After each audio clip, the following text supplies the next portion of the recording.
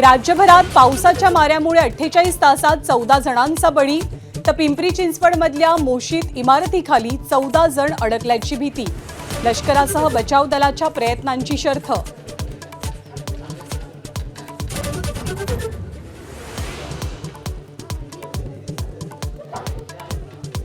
सलग 6 दिवसांच्या पावसामुळे पालघर जिल्ह्याचं कंबरडं मोडलं.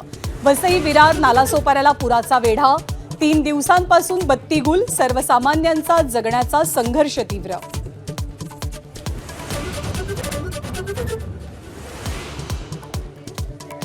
एखाद कोटी खोटारडे लोक मेल्यानंतर ते पैदा झाले असतील. मिसिंग लिंक दुर्घटनेनंतर विरोधकांवर मुख्यमंत्र्यांचे विखारी बाण. महाराष्ट्राची बदनामी न करण्याचं आवाहन. तर तुम्ही म्हणजे महाराष्ट्र नाही, विरोधकांचं प्रत्युत्तर. डोंबिवलीमधील डॉक्टर मारहाण प्रकरणी मुजोर शिवसेना नगरसेवक रमेश म्हात्रेला अखेरीस अटक. म्हात्रेची धिंड काढा, विरोधक आक्रमक. तर म्हात्रेनं माफी मागावी, स्थानिकांची मागणी.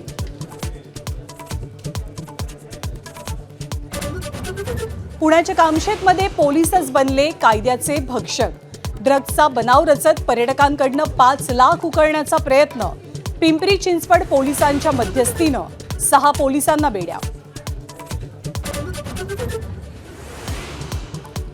अमेरिका आणि इराणमधली शस्त्रसंधी संपल्यानंतर दोनही बाजूंनी जोरदार हल्ले. मध्य पूर्वेतल्या तणावामुळे भारतीय शेअर बाजारातही भूकंप. तर तेलांच्या किमतीचाही पुन्हा भडका.